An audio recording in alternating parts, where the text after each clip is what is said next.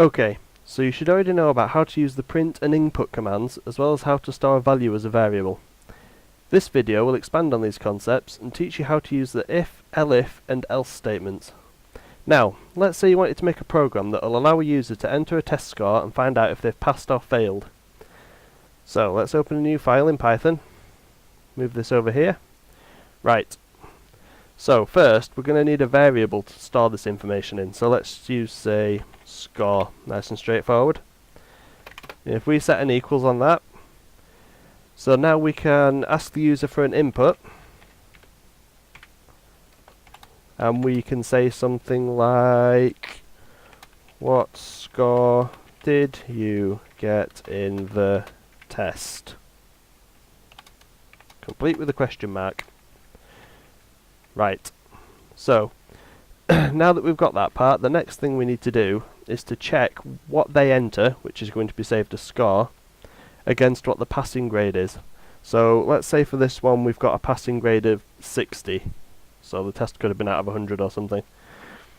So the first thing we need to do is we need to say if, and then score, which you remember is the score that they've just entered in, is greater than or equal to 60, and then we need a colon, and this colon lets the program know that we've finished checking things, and the next thing we're going to put in is going to be what we want it to do.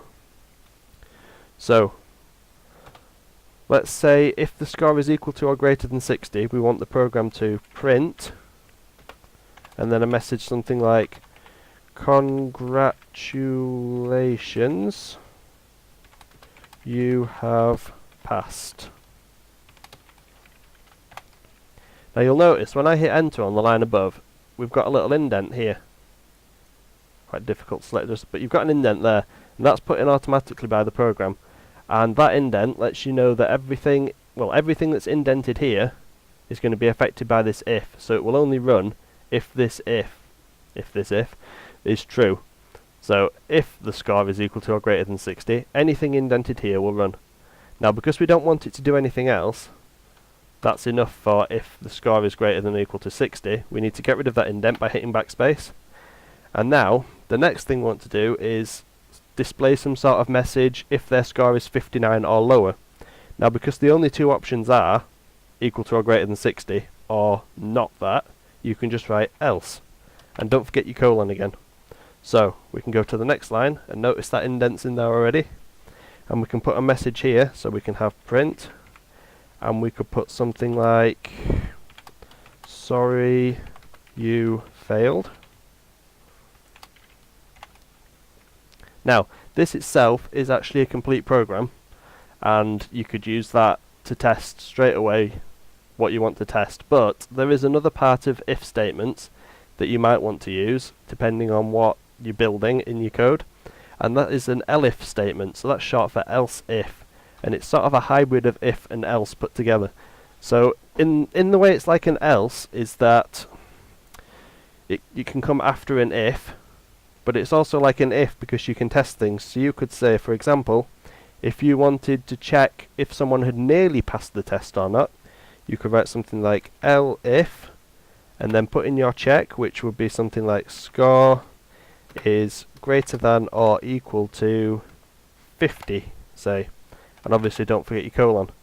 So then if you hit enter, this bit is going to be what will happen if that's true. So let's say we're going to print a message like, sorry you didn't pass, but you were really close. So now, you might think looking at this, well what if somebody puts in 70, isn't it going to trigger this one and this one? But no, because of how ifs and elifs and elses work, when you get the score equals 70 up here, it'll first check here. So does that 70, is that greater than or equal to 60? Yes it is. So we're going to run this line here, and then finish. Now if you'd put in say 55, it's going to say, is it greater than or equal to 60? No. So next we'll go to this line. Is it greater than or equal to 50? Yes. So we print this line here, and then we finish. And then obviously if you put something like 30 in, it's going to say, is it greater than or equal to 60? No. Is it greater than or equal to 50? No. So it must just be this. So then we will print this information here. Now the only thing that's missing from this is that we're dealing with numbers and we're doing a bit of maths on them. So we need to make sure that this input here is a number that the program can understand and it can compare against a value like 60 or 50. So to do that we just type int, which is short for integer, and then put that whole bit there into brackets. So anything that gets put into there will get turned into a number. So obviously if the user enters something like sandwich, it's going to throw up an error. But if the user just enters in 17, it's going to turn that into the number 17 instead of a string and run that for us. So at this point, this would be a good time for you to have a go at making this code, and then you can test it. And when you're testing it, make sure you use at least 3 numbers, one for each condition, so that you can check that all 3 conditions work properly. After that, have a go at making your own. So you could do something like a piece of code that will test if somebody's old enough to buy a game rated 18 or something like that.